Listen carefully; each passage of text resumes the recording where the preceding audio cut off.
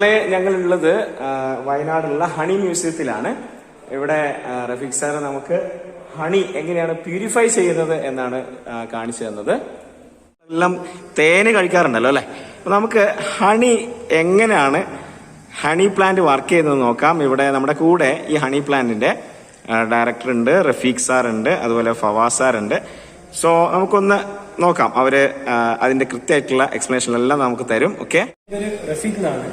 അപ്പോൾ നമ്മളിപ്പോൾ എൻ്റെ ബാക്ക്ഗ്രൗണ്ടിൽ നിങ്ങൾ കാണുന്നത് ഹണി പ്രോസസ്സിംഗ് പ്ലാന്റ് ആണ്.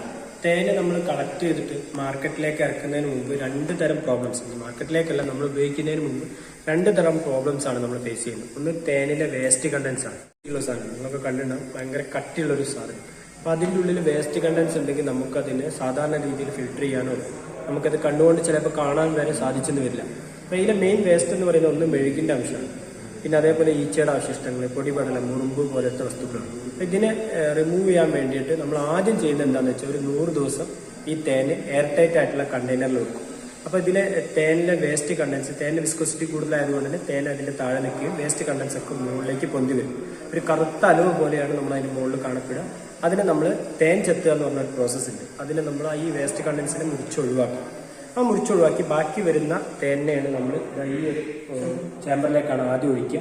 ഇതിന്റെ പുറത്ത് ചേമ്പറിൽ വെള്ളമാണ്. ഇതിനെ നമുക്കൊരു 49 ഡിഗ്രി വരെയൊക്കെ ഹീറ്റ് ചെയ്യാനുള്ള കപ്പാസിറ്റി ഉണ്ട്. അതിൻ്റെ ഉള്ളിലേക്കാണ് നമ്മൾ തേൻ ഒഴിക്കുക.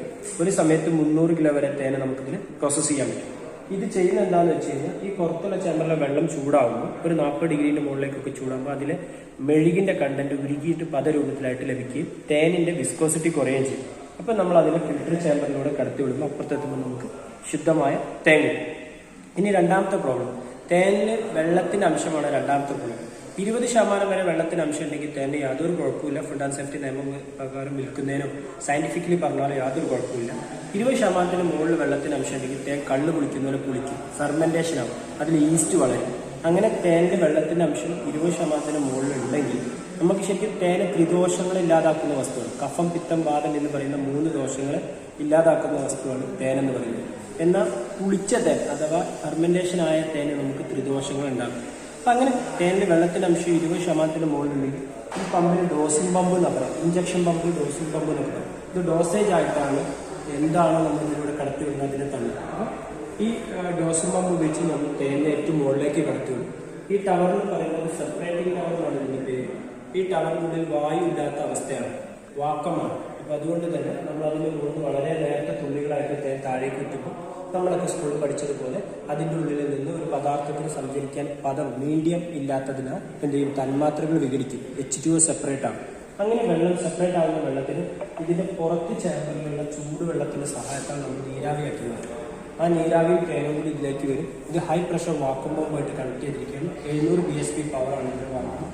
ആ വാക്വം പമ്പുമായിട്ട് കണക്ട് ചെയ്തിട്ട് ഇതിൽ വരുന്ന എല്ലാ നീരാവിയും ഇത് സക്ക് ചെയ്തെടുത്തിട്ട് കൂളിംഗ് ഡൗണിലൂടെ കണക്ട് ചെയ്യും. അപ്പോൾ നീരാവി തണുത്ത് കഴിഞ്ഞാൽ എന്താ ആവുക എന്നുള്ളത് നമ്മൾ സ്കൂളിൽ പഠിച്ചിട്ടുണ്ട്. നീരാവി തണുത്ത് കഴിഞ്ഞാൽ വെള്ളമായി മാറും. അപ്പം നമുക്ക് എന്ത് ചെയ്യും, ഈ നീരാവി നമുക്ക് അവിടെ വെള്ളമായിട്ട് കിട്ടും. ഇനി കുളിച്ച തേനാണ് നമ്മളിവിടെ ഒഴിച്ചു കൊടുക്കുന്നതെങ്കിൽ അവിടെ ആൽക്കഹോൾ കണ്ടന്റ് മാത്രമാണ് നമുക്ക് കിട്ടുക. ഇനി ശുദ്ധമായ പുതിയ തേനാണ് നമ്മൾ ഒഴിച്ചു കൊടുക്കുന്നതെങ്കിൽ നമുക്കൊക്കെ കുടിക്കാൻ പറ്റിയ സാധാരണ വെള്ളവും ലഭിക്കും. ഇനി തേൻ ഇതിൽ തന്നെ ഉണ്ടാവും. തേനെ നമ്മൾ റൂം ടെമ്പറേച്ചറിലേക്ക് എത്തിക്കാൻ വേണ്ടി അടുത്ത കൂളിംഗ് നമ്മളിവിടെ കടത്തി വിടും. നമുക്ക് അപ്പുറത്ത് ശുദ്ധമായ നല്ല കട്ടിയുള്ള തേൻ. ഈ തേന് കളക്ട് ചെയ്യുന്നത് ആദ്യത്തെ നമുക്ക് ചേമ്പറിലേക്ക് ഇടുന്നതിന് മുമ്പുള്ള ഒരു പ്രോസസ്സ് എങ്ങനെയായിരിക്കും? ആൽബർട്ട് ഐൻസ്റ്റീന്റെ വേർഡ്സ് ആണ്. തേനീച്ചകൾ ഈ ഭൂലോകത്ത് ഇല്ലാതായി കഴിഞ്ഞാൽ 4 കൊല്ലം കൂടി നമുക്ക് സർവൈവ് ചെയ്യാൻ പറ്റുമെന്നാണ് ആൽബർട്ട് ഐൻസ്റ്റീന്റെ വേർഡ്സ് പറയുന്നത്. അതിനുള്ള ഒരു കാരണം എന്താണെന്ന് വെച്ച് കഴിഞ്ഞാൽ തേനീച്ചകളാണ് 80% പരാഗണം നടത്തുന്നത്. തേനീച്ചകളുടെ ശരീരത്തിൽ 30 ലക്ഷം രോമമാണ് ഉണ്ടാവുക. തേനീച്ചകൾക്ക് 5 കണ്ണാണ്, 2 ലെൻസിലായി, 3 കോമ്പൗണ്ടായി. അപ്പൊ തേനീച്ചകൾ തേൻ നുകരാൻ വേണ്ടിയിട്ട് പൂവിൽ പോയിരിക്കുന്ന സമയത്ത് നമ്മളൊക്കെ പൂവിന്റെ നടുവിൽ ഒരു മഞ്ഞപ്പൊടി കാണില്ല, അതാണ് ബീപ്പോളം, പൂമ്പൊടി എന്ന് പറയുന്ന സാധനം. അത് തേനീച്ചകളുടെ മേത്ത് പറ്റി പിടിക്കുകയും തേനീച്ചയ്ക്ക് ആകെ ആയുസ് എന്ന് പറയുന്ന ആവറേജ് ആയുസ് 40 മുതൽ 154 ദിവസം വരെയാണ്. ഇതിന്റെ അടുക്ക് ഒരു തേനീച്ച 70,000 പൂക്കൾ വരെ സഞ്ചരിക്കും. അങ്ങനെ ഈ മേത്ത് പറ്റി പിടിച്ചിരിക്കുന്ന പൂമ്പൊടികൾ അവർ മറ്റുള്ള പൂക്കളിൽ കൊണ്ടുവയ്ക്കുകയും അങ്ങനെയാണ് പരാഗണം ഉണ്ടാവുന്നതും കായ്കനികളും ചെടികളും ഒക്കെ ഉണ്ടാകുന്നത്. ഇതില്ലാതായി കഴിഞ്ഞാൽ 80% പരാഗണം ഉണ്ടാവും, നിന്നുപോകും. അങ്ങനെ ആവുമ്പോൾ നമുക്ക് ഇവിടുത്തെ സന്തുലിതാവസ്ഥ, നമ്മുടെ ആവാസ വ്യവസ്ഥ തകരുകയും നമ്മൾ അഴിച്ചു കുടിക്കില്ല ഒരു തരം മധുരമുള്ള പാനീയം, അതിന് നെക്ടർ എന്നാണ് പറയാൻ.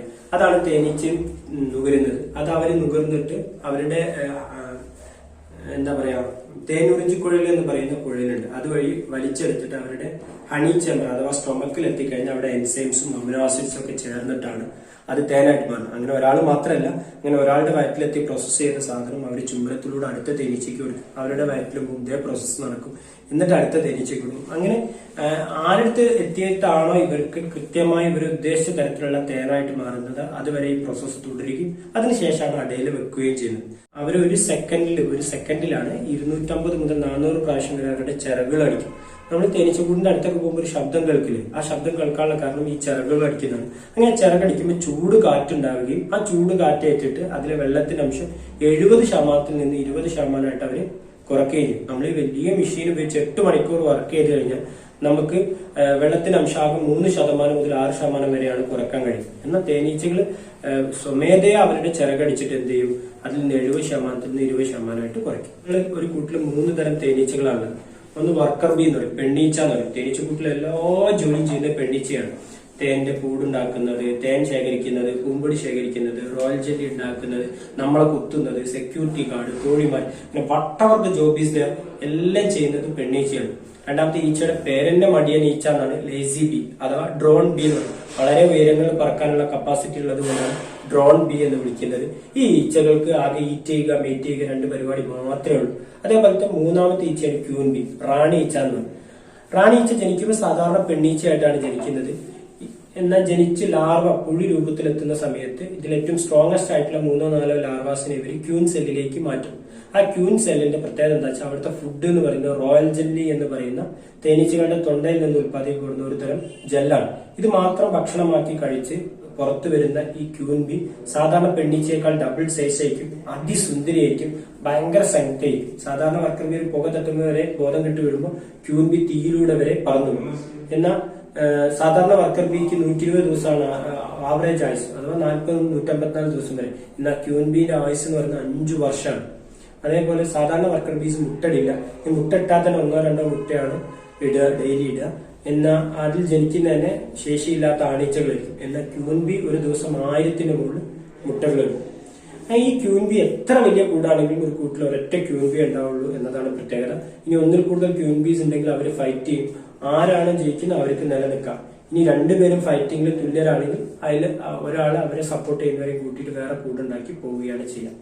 ഇനി ക്യൂൻ ബി ജനിച്ച് 15 ദിവസം കഴിഞ്ഞാൽ മെച്ചോർഡായ ന്യൂഷ്യൽ ഫ്ലൈറ്റിന് പോകും. വൈവാഹിക പറക്കൽ എന്ന് പറയും. വളരെ ഉയരങ്ങളിലേക്ക് പറക്കും. പറക്കുന്ന സമയത്ത് ഇതിന്റെ വായന ഒരു ഹോർമോൺ ഉത്പാദിപ്പിക്കും.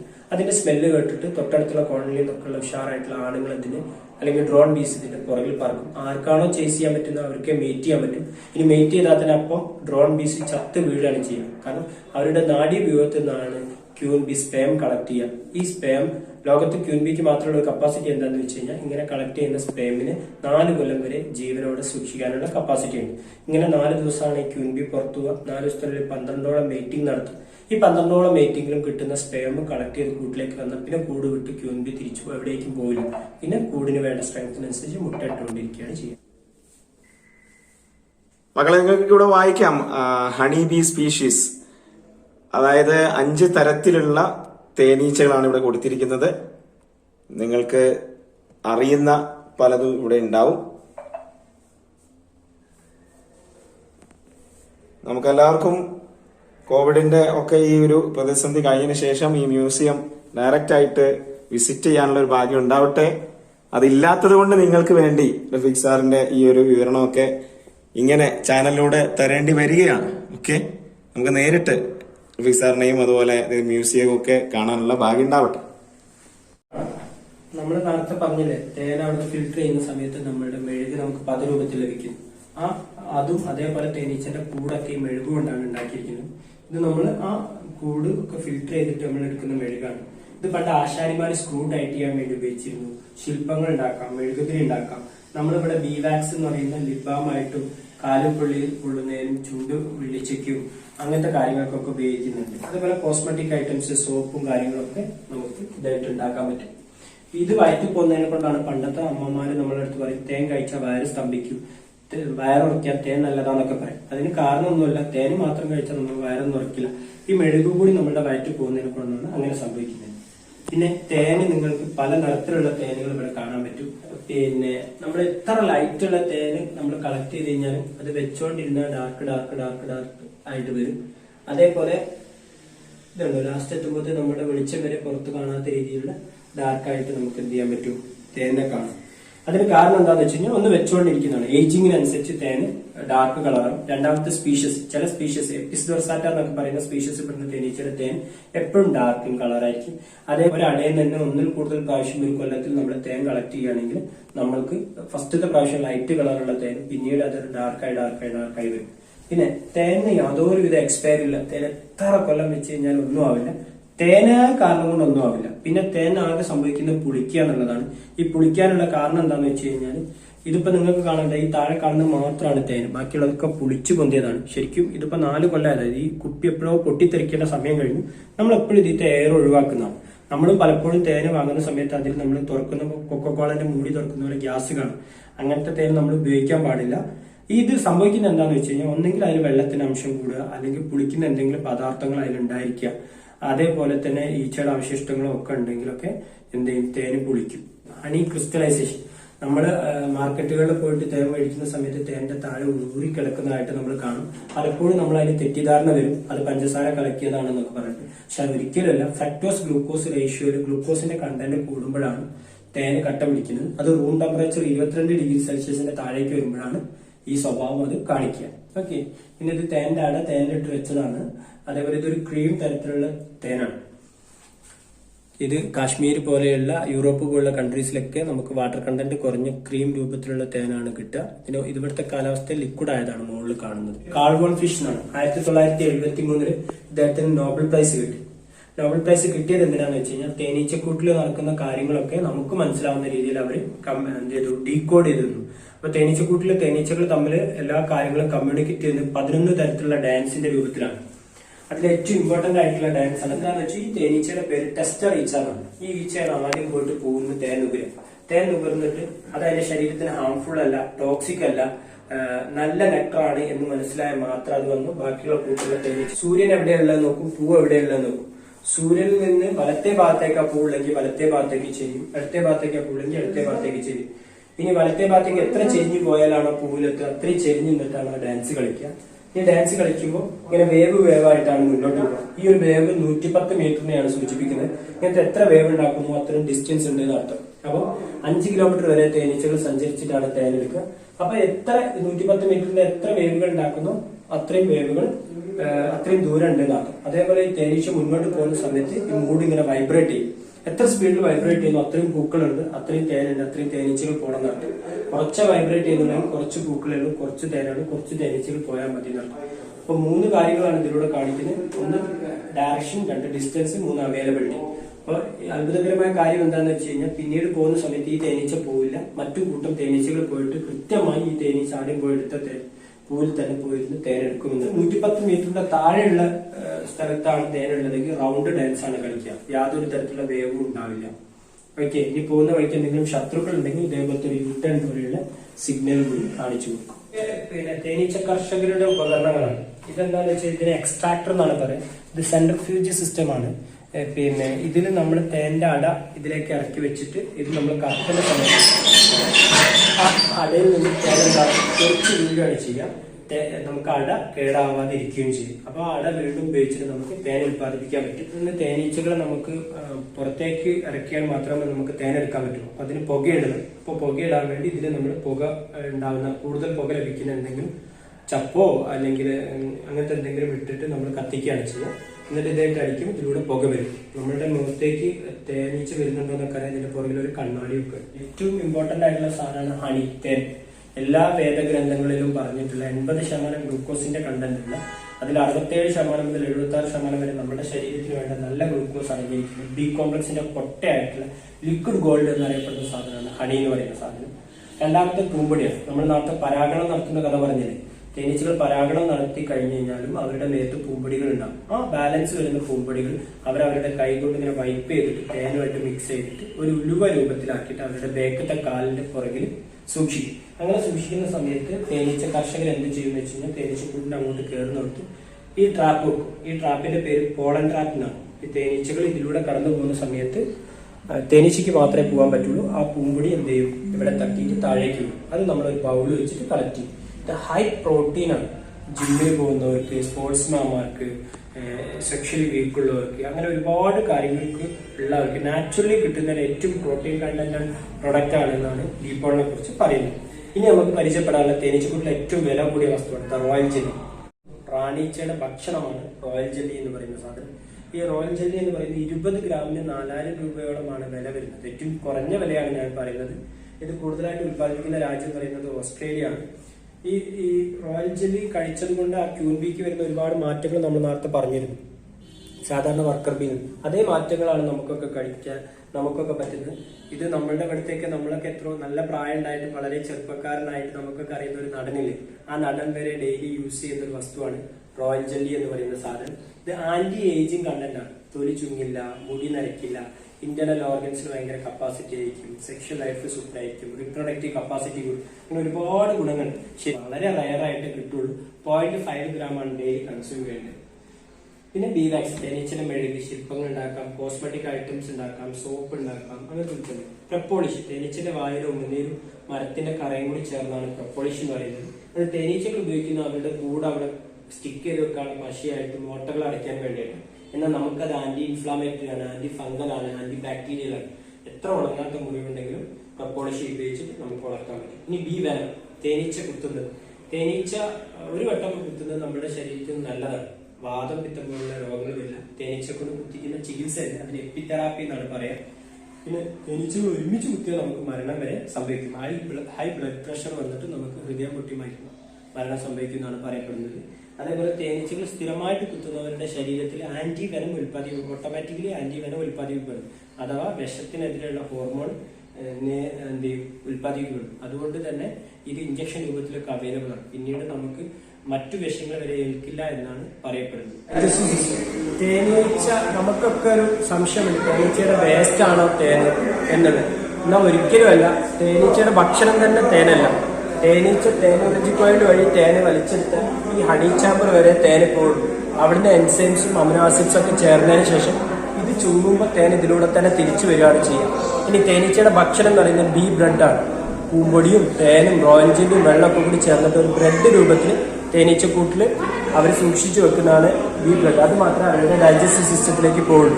ഇനി തേനീച്ച നമ്മളെ കുത്തിക്കഴിഞ്ഞാൽ നമ്മൾക്ക് വേദനിക്കുകയും റിയാക്ഷൻ ഉണ്ടാവുകയൊക്കെ ചെയ്യുമെങ്കിൽ തേനീച്ച ചത്തുപോകും എന്നുള്ളതാണ് മറ്റൊരു കാര്യം. തേനീച്ചയുടെ ശരീരത്തിനുള്ളിലാണ് സ്റ്റിങ് ഉണ്ടാവുക.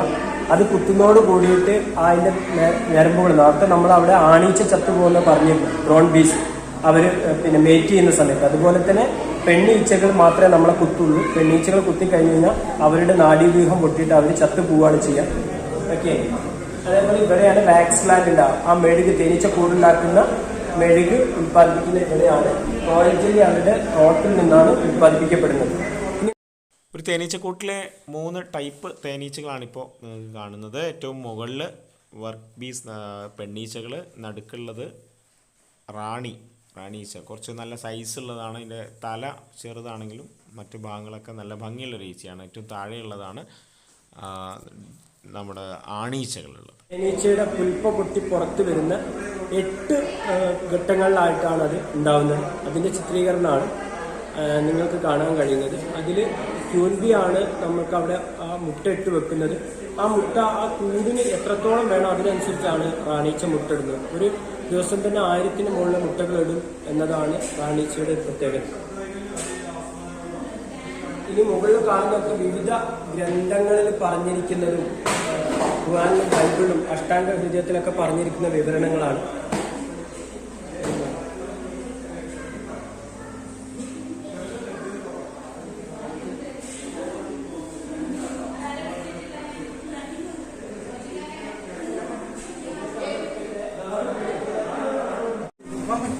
ഹലോ എവ്രിവൺ, മക്കളെ, നമ്മൾ തേനീച്ചയുടെ ഒരു മായാ ലോകത്താണ് ഇവിടെ എല്ലാവരും ഒത്തുകൂടിയിട്ടുള്ളത്.